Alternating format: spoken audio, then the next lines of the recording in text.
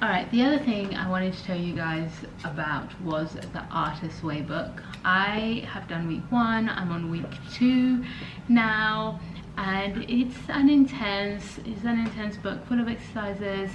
I'm glad I'm finally on to week 2 because I spent like a month on week 1. Why is New York always New Yorking when I'm like recording early in the morning?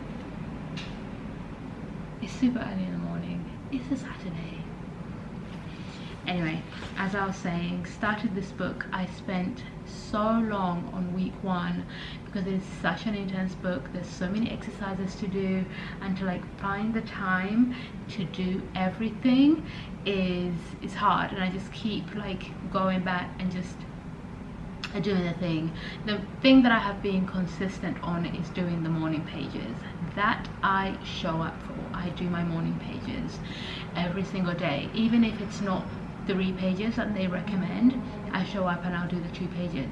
Sometimes all I write is like huge letters on the page because I have to get something on the page, but I am tired, I am emotional, I don't have like the capacity to put on paper what is in my head. And sometimes my head is totally blank and paralyzed with or from emotion, right? That I just, all I have to write on the page is I don't care, I don't know what to say, blah blah blah. Anyway, all that to say, week 1 took me a month, right? I know you're supposed to do week 1 in week 1, but it literally took me a month to get through because of how much there is to do.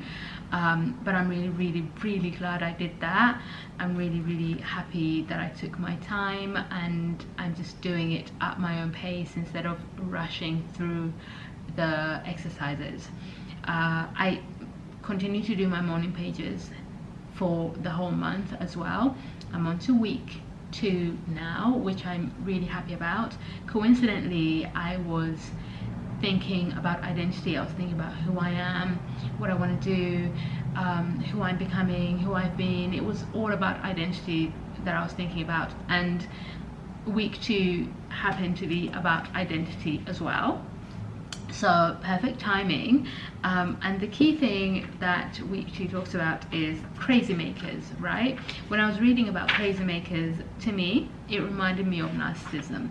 And yes, narcissism is a thing, is a word that is used and overused and just misused, but to me that's what it was. Seeing as I've studied narcissism on my psychology course, my thesis was about narcissistic behavior in relationships, in certain relationships.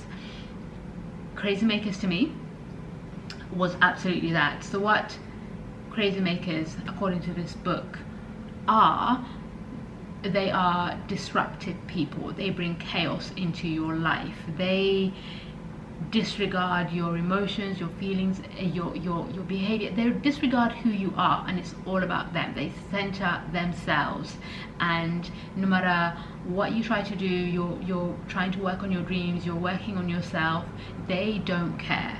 They center themselves. So that's what crazy makers are, and to me that's very narcissist-esque. It's narcissist coded. I think that's what this writer was, you know, saying without saying. And they come in all forms, in friendships, in family relationships, in romantic relationships, in your work. Your boss might be a crazy maker. You yourself may be a crazy maker. And the way you are a crazy maker is how you allow these people to disrupt and distract you from yourself, from your calling, from your mission, from your goals. That's how you become a crazy maker.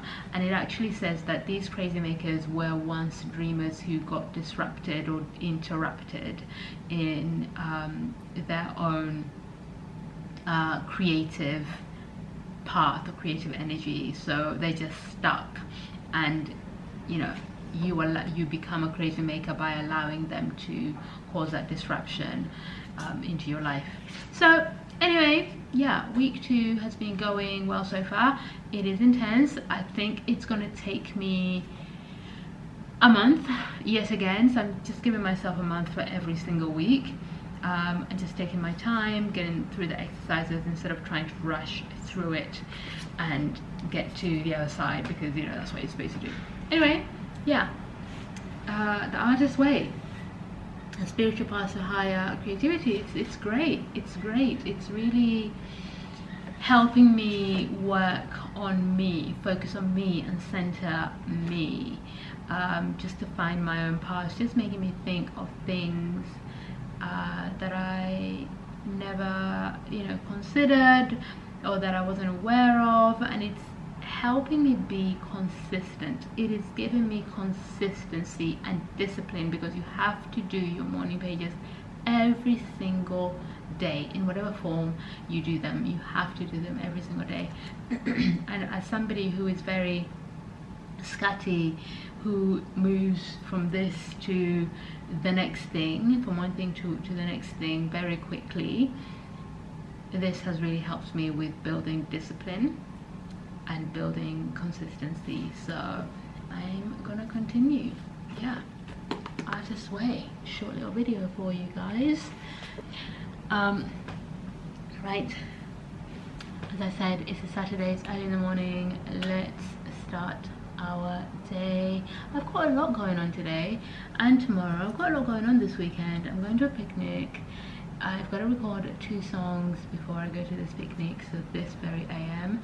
And then tomorrow we're going to a Hans Zimmer orchestral show, my husband and 2 friends, and we're going to dinner. So it's a busy weekend. Let's go.